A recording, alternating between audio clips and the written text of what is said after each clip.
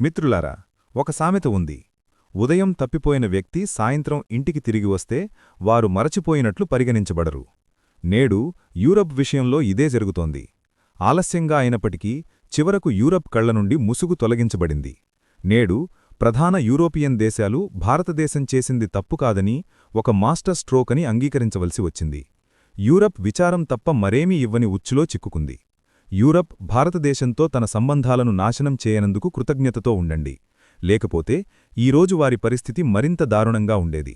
ఇప్పుడు ప్రశ్న తలెత్తుతోంది, భారతదేశం ఏమి చేసింది? భారతదేశం అమెరికాకు వ్యతిరేకంగా ఉపయోగించిన శక్తి ఏమిటి? మరియు మోడీ చెప్పింది సరైనదని యూరప్ ఎందుకు బహిరంగంగా చెబుతోంది? వాస్తవానికి అమెరికాకు వ్యతిరేకంగా భారతదేశం ఉపయోగించిన శక్తిని ఐడిపి శక్తి అని పిలుస్తారు. ఇది చాలా కాలం క్రితం భారతదేశం గుర్తించిన అదే శక్తి, కాని ఆ సమయంలో యూరప్ గ్రహించడంలో విఫలమైంది. ఈ మొత్తం కథను అర్థం చేసుకోవడానికి సగం ప్రపంచ పరిస్థితిని నాశనం చేసిన అమెరికా యొక్క గొప్ప ప్రణాళికను మనం అర్థం చేసుకోవాలి. అమెరికా రష్యాపై విస్తృతమైన ఆంక్షలు విధించింది మరియు ఒక గొప్ప ప్రణాళికను రూపొందించింది. ప్రపంచం నుండి రష్యా చమురు మరియు గ్యాస్ సరఫరాను నిలిపివేయడమే ఆ ప్రణాళిక.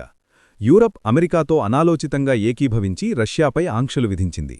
కాని ఇక్కడ ట్విస్ట్ ఏమిటంటే, భారతదేశం అమెరికా మోసానికి లొంగలేదు. భారతదేశం నిర్ద్వంద్వంగా నిరాకరించింది. భారతదేశం ఎటువంటి ఒత్తిడికి లొంగలేదు లేదా అమెరికా ఎజెండాలో చేరలేదు. యూరప్ రష్యాకు గుణపాఠం నేర్పుతోందని భావించింది, కాని వాస్తవానికి అది అమెరికా ఉచ్చులో పడిపోతోంది. నేడు యూరప్ ద్రవ్యోల్బణం, ఇంధన సంక్షోభం మరియు ఆర్థిక ఒత్తిడితో పోరాడుతున్నప్పుడు భారతదేశం చేసింది నిజమైన జ్ఞానం అని వారు గ్రహిస్తున్నారు. అందుకే నేడు యూరప్ మోడీ తప్పు కాదని చెబుతోంది. మనం తప్పు చేశాం. పరిస్థితి ఇప్పుడు ఎంత స్థాయికి చేరుకుందంటే, యూరప్ రష్యన్ శక్తి నుండి పూర్తిగా తెగిపోయింది. ఫలితంగా యూరప్ మనుగడ అమెరికన్ చమురు మరియు గ్యాస్ మీద ఆధారపడుతుంది. మరో మాటలో చెప్పాలంటే, ఒక ఆధారపడటం నుండి యూరప్ మరొక ఆధారపడటంలోకి పడిపోయింది, మరింత ప్రమాదకరమైన ఆధారపడటంలోకి పడిపోయింది. యూరప్ నుండి రష్యన్ గ్యాస్ అదృశ్యమైన వెంటనే నిపుణులు శక్తి వ్యాక్యూమ్ అని పిలిచే ఒక శూన్యత ఏర్పడింది. అంటే కర్మాగారాలను నడపడానికి గ్యాస్ లేని, ఇళ్లను వేడి చేయడానికి ఇంధనం లేని మరియు ప్రభుత్వాలకు ఎటువంటి ప్రణాళిక లేని శక్తి శూన్యత. ఇప్పుడు యూరప్ ముందు ఒకే ఒక్క ప్రశ్నముంది, ఈ శూన్యతను ఎవరు పూరిస్తారు? మరియు ఒకే ఒక్క సమాధానం ఉంది, అమెరికన్ ఎల్ఏజీ గ్యాస్. ఫలితంగా 2024 మరియు 2026 మధ్య యూరప్ అమెరికన్ గ్యాస్ యొక్క ప్రపంచంలోనే అతిపెద్ద వినియోగదారుగా మారింది. కాని ఇక్కడే నిజమైన ఆట ప్రారంభమైంది. యూరప్ చౌకగా పొందుతున్న అదే రష్యన్ పైప్లైన్ గ్యాస్ను ఇప్పుడు అమెరికా నుండి 3 నుండి 4 రెట్ల ధరకు కొనుగోలు చేయాల్సి వచ్చింది. అంటే గ్యాస్ మారింది, సరఫరాదారు మారాడు, కాని ధర యూరప్ వెన్నువిరిచింది. మరియు యూరప్ ఒక ఆధారపడటం నుండి మరొక ఆధారపడటానికి, మరింత ప్రమాదకరమైన దానికి మారిందని గ్రహించిన క్షణమిది. ఇప్పుడు అమెరికా యొక్క గొప్ప వ్యూహాన్ని పరిగణించండి. రష్యాను పక్కన పెట్టిన తర్వాత అమెరికా వెనిజులా యొక్క విస్తారమైన చమురు నిల్వలపై తన పట్టును బలోపేతం చేసుకుంది. దీని తర్వాత తదుపరి లక్ష్యం స్పష్టంగా గ్రీన్లాండ్. త్వరలో యుఎస్ గ్రీన్లాండ్ యొక్క విస్తారమైన సహజ నిల్వలపై నియంత్రణ పొందుతుంది. ఇది భవిష్యత్తులో బంగారం కంటే విలువైనదిగా మారుతుంది. వాస్తవానికి ఈ మొత్తం మిషన్ వ్యూహాత్మక ప్రాముఖ్యత కలిగిన మరియు సహజ వనరులతో సమృద్ధిగా ఉన్న దాని చుట్టూ ఉన్న ప్రతి ప్రాంతంపై నియంత్రణ సాధించాలనే ట్రంప్ విజన్లో భాగం. అమెరికా ఈ ప్రాంతాలన్నింటిపై పూర్తి నియంత్రణ సాధించిన తర్వాత అది ప్రపంచంలోనే అతిపెద్ద చమురు నిల్వలను మరియు సహజ వనరుల అతిపెద్ద నిధిని కలిగి ఉంటుంది. ఆ తర్వాత చిత్రం మరింత భయంకరంగా మారుతుంది. ఎందుకంటే అప్పుడు అది అమెరికా యూరోపియన్ దేశాలను సమానంగా కాకుండా యజమానులు, బానిసలుగా చూస్తుంది. మీరు చమురు కోరితే నిబంధనలు అంగీకరించండి, మీరు గ్యాస్ కోరితే యుఎస్ నిర్ణయించిన ధరను కూడా చెల్లించండి. సరళంగా చెప్పాలంటే రాబోయే 5 లేదా 10 సంవత్సరాలు యూరప్కు మరింత కష్టంగా మారబోతున్నాయి. ఈరోజు మనం చూస్తున్న సంక్షోభం ప్రారంభం మాత్రమే. నిజమైన కథ ఇంకా రాలేదు, మరియు ఇది సోషల్ మీడియా అభిప్రాయం లేదా ఊబర్ నుండి వచ్చిన కథ కాదు. ఈ ప్రకటన ప్రముఖ మరియు విశ్వసనీయమైన బెల్జియం థింక్ ట్యాంక్ అయిన centre for European policy studies చేసింది. స్పష్టంగా చెప్పాలంటే ఈ థింక్ ట్యాంక్ యూరప్ చిక్కుకోబోతోందని హెచ్చరించింది. భవిష్యత్తులో యూరప్ను ఒక కీలుబొమ్మలాగా చూడవచ్చు. భవిష్యత్తులో యూరప్కు నిజమైన స్వయం ప్రతిపత్తి ఉండదు. నివేదికలో పేర్కొన్నట్లు, ఒకవైపు రష్యా భయం ఉంటుంది, మరోవైపు యునైటెడ్ స్టేట్స్ బెదిరింపులు ఉంటాయి. యూరప్ ఎల్లప్పుడూ ఈ రెండు శక్తుల మధ్య నలిగిపోతుంది, దాని సొంత నిర్ణయాలు తీసుకునే స్వేచ్ఛ లేకుండా. యూరప్కు దాని సొంత సంకల్పం ఉండదు మరియు అమెరికా ప్రతి ఆదేశాన్ని పాటించాల్సి ఉంటుంది. కానీ ఈ నివేదికలోని ఒక అంశం అందరి దృష్టిని ఆకర్షించింది. బెల్జియన్ థింక్ ట్యాంక్ భారతదేశాన్ని ప్రశంసించింది మరియు అమెరికాతో వ్యవహరించే విధానంలో భారతదేశం పూర్తిగా సరైనదని చెప్పింది. భారతదేశం డీడీపీ లేదా ఆసక్తి మరియు అధికార రాజకీయాలను దౌత్యపరంగా ఉపయోగించింది. దీని అర్థం భారతదేశం భావోద్వేగాలు లేదా నైతిక ప్రసంగాలను ఉపయోగించలేదు, కాని దాని సొంత ప్రసంగాలను ఉపయోగించింది. జాతీయ ప్రయోజనాలు మరియు అధికార సమతుల్యత ఆధారంగా నిర్ణయాలు తీసుకున్నారు.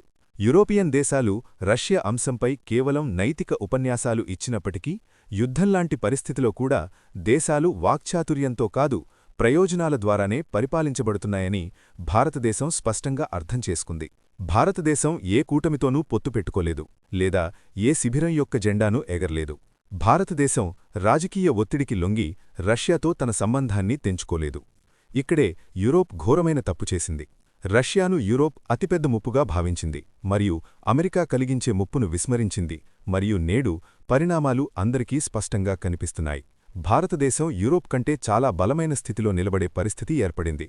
అందుకే భారతదేశం నేడు యూరోప్ యొక్క గొప్ప ఆశాకిరణంగా మారింది. మరియు ఈ సత్యాన్ని అంగీకరిస్తూ ఈ బెల్జియన్ థింక్ ట్యాంక్ ట్రంప్ ఆదేశం మేరకు యూరోపియన్ దేశాలు భారతదేశంతో సంబంధాలను దెబ్బతీసే ప్రమాదం లేదని కూడా చెప్పింది. ఎందుకంటే ఆ తప్పు జరిగినప్పటికీ యూరోప్ వైపు తిరగడానికి బహుశా ఎవరూ ఉండకపోవచ్చు. మిత్రులారా, ఇంత ప్రపంచ ఒత్తిడిలో కూడా భారతదేశం తన స్వంత నిబంధనలపై ఎలా నిలబడగలదు? యూరోప్ను వెనకకు నెట్టిన భారతదేశం యొక్క రహస్య సూత్రం ఏమిటి? ఈ రహస్యం భారతదేశం యొక్క 3 బలమైన స్తంభాలలో ఉంది. మొదటిది వ్యూహాత్మక స్వయం ప్రతిపత్తి. సరళంగా చెప్పాలంటే భారతదేశం తన రిమోట్ కంట్రోల్ వాషింగ్టన్, అమెరికా లేదా రష్యాలోని మాస్కో చేతుల్లో ఉండదని స్పష్టం చేసింది. ఏ అగ్రరాజ్యం ఒత్తిడికి మేము తలొగ్గము. రెండవది బహుళ అలైన్మెంట్, అంటే ఒకేసారి అందరితో స్నేహం. మేము క్వాడ్లో యుఎస్తో చేతులు కలుపుతాము, అదే సమయంలో బ్రిక్స్లో రష్యా మరియు చైనాతో కూడా కూర్చుంటాము. మరియు మూడవది, అతి ముఖ్యమైనది, ఆర్థిక వాస్తవికత. ఆర్థిక వాస్తవికత అంటే తరువాత దౌత్యపరమైన భంగిములు, కాని మొదట మన దేశ పౌరులు. భారతదేశం తన పౌరులకు సరసైన ఇంధనం, పెట్రోల్, డీజిల్ మరియు ఆహారాన్ని అందించడం దౌత్యమర్యాద కంటే మనకు ముఖ్యమని ప్రపంచానికి చూపించింది. ఇప్పుడు యూరోప్లోని పరిస్థితిని పరిగణించండి. గ్రీన్లాండ్ మరియు వెనిజువేలాలో ఇటీవల జరిగిన సంఘటనలు అమెరికా నినాదం నాటో ఫస్ట్ కాదు, అమెరికా ఫస్ట్ అని నిరూపించాయి. నిజం ఏమిటంటే అమెరికా ఇప్పుడు తన చేతుల్లో అణుశక్తి బటన్ ఉంది. యూరోప్ తన గ్యాస్లో 45 నుండి 50% యుఎస్ నుండి సరఫరా చేస్తుందని పరిగణించండి. ఇది ఎల్ఎన్జీ నియంత్రణ. తీవ్రమైన చలికాలంలో వెనిజువేలా మరియు గ్రీన్లాండ్ సంక్షోభాల సమయంలో సుంకాలను బెదిరిస్తూ అమెరికా సరఫరాలను నిలిపివేసినా లేదా ధరలను పెంచినా యూరోప్ మొత్తం అంధకారంలోకి నెట్టివేయబడుతుంది. అంతేకాకుండా అమెరికా గ్రీన్లాండ్ను ఆక్రమించినా లేదా నియంత్రించినా యూరోప్ సమస్యలు మరింత తీవ్రమవుతాయి. యూరోప్ యొక్క గ్రీన్ డీల్ కలలు, విండ్మిల్లులు మరియు ఎలక్ట్రిక్ వాహనాలు కూడా చెదిరిపోతాయి. ఎందుకంటే యూరోప్ వీటికి అవసరమైన ఖనిజాల కోసం వాషింగ్టన్ను వేడుకోవలసి ఉంటుంది. ముగింపు స్పష్టంగా ఉంది. యూరోప్ ధనిక మార్కెట్గా మిగిలిపోతుంది, కానీ అది ఇకపై శక్తిగా ఉండదు. ఇది కేవలం యుఎస్ యొక్క వినియోగదారు ఆధారిత రాష్ట్రంగా మారుతుంది. కానీ మిత్రులారా, భారతదేశానికి కూడా మార్గం సుగమం కాదు. యుఎస్ వెనిజువేలా మరియు గ్రీన్లాండ్ వనరులపై తన పట్టును బిగిస్తున్నప్పుడు రష్యాను మరియు ఇరాన్ను విడిచిపెట్టాలని భారతదేశంపై ఒత్తిడి పెరుగుతోంది. చైనా అంశం కూడా ఉంది. చైనా అమెరికా ప్రధాన శత్రువు. భారతదేశం తన స్వంత నీతిని అనుసరిస్తూ అమెరికా యొక్క చైనా వ్యతిరేక ఆటలో పావుగా మారకుండా చూసుకోవాలి. ఉదాహరణకు యుఎస్ F-35 ఫైటర్ జెట్ను తీసుకోండి. ప్రతి విమానానికి 417 కిలోల అరుదైన భూమి పదార్థాలు అవసరం. అవి ఇప్పటికీ చైనా నుండి వస్తున్నాయి. దీని అర్థం సరఫరా గొలుసు సమాధానం కాలేదు. ఇప్పుడు యూరోప్ తన తప్పును గ్రహిస్తోంది. యూరోపియన్ యూనియన్ చీఫ్ కాజా కల్లాస్ స్వయంగా అంగీకరించారు, యూరోప్ భారతదేశాన్ని రష్యా నుండి విడిదీయడంలో విఫలమయ్యిందని. అందువల్ల వారిప్పుడు మదర్ ఆఫ్ ఆల్ డీల్స్ ద్వారా భారతదేశంతో సంబంధాలను మెరుగుపర్చుకోవాలనుకుంటున్నారు. విదేశాంగ మంత్రి డాక్టర్ ఎస్ జైశంకర్ ఇప్పటికే యూరోప్ సమస్యలు ప్రపంచ సమస్యలు, కానీ ప్రపంచ సమస్యలు యూరోప్ సమస్యలు కాదు. ఈ మనస్తత్వం మారాలి. ఆయన సందేశం స్పష్టంగా ఉంది. భారతదేశం తన స్వంత జాతీయ ప్రయోజనాల ఆధారంగా తన విదేశాంగ విధానాన్ని అనుసరిస్తుంది. నేడు యూరోప్ తన సైనిక పరికరాలలో 51% అమెరికాపై ఆధారపడుతోంది. అందువల్ల వారికి భారతదేశంలాగా స్వతంత్ర నిర్ణయాలు తీసుకునే శక్తి లేదు. ఇప్పుడు నేటి అతిపెద్ద వార్తలకు వద్దాం. జనవరి 24, 2026న ఆట మళ్లీ మారింది. డావోస్లో America treasury secretary Scott Bessent ఒక ప్రధాన ప్రకటన చేశారు. భారతదేశంపై విధించిన 25% సుంకాన్ని అమెరికా ఎత్తివేయగలదని ఆయన అన్నారు. ఆయన వాదన, రష్యా చుమ్మును కొనుగోలు భారత్ భయంతో ఆపేసింది కాబట్టి సుంకాలు భారీ విజయాన్ని సాధించాయని ఆయన అన్నారు. అంటే కొనుగోలు కుప్పకూడాయని అర్థం. కాని వేచి చూడండి, ఇది నిజమా? డేటా వేరే విషయం చెప్తోంది. రిలయన్స్ వంటి ప్రైవేట్ శుద్ధీకరణ సంస్థలు ఆంక్షల భయంతో కొనుగోలను తగ్గించి ఉండవచ్చు, కానీ ప్రభుత్వ యాజమాన్యం కలిగిన కంపెనీలు చుమ్ము కొనుగోలను కొనసాగించాయి. బహుశా చుమ్మును మళ్లించి ఉండవచ్చు, లేదా డేటాను దాచి ఉండవచ్చు. వాస్తవానికి ఇది అమెరికా చేసిన దౌత్యపరమైన కుట్ర కావచ్చు. అమెరికా ప్రపంచానికి విజయాన్ని చూపించడానికి మరియు భారతదేశంతో వ్యాపార ఒప్పందాన్ని పొందడానికి సుంకాలను ఎత్తివేయడానికి ఒక మార్గం.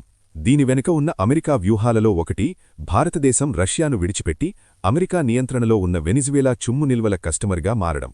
కాబట్టి మిత్రులారా, ఇది నిజమైన భూగర్భ రాజకీయాలు. ఇది కనిపించేదానికంటే మించినది. కాబట్టి మీరు దీని గురించి ఏమనుకుంటున్నారు?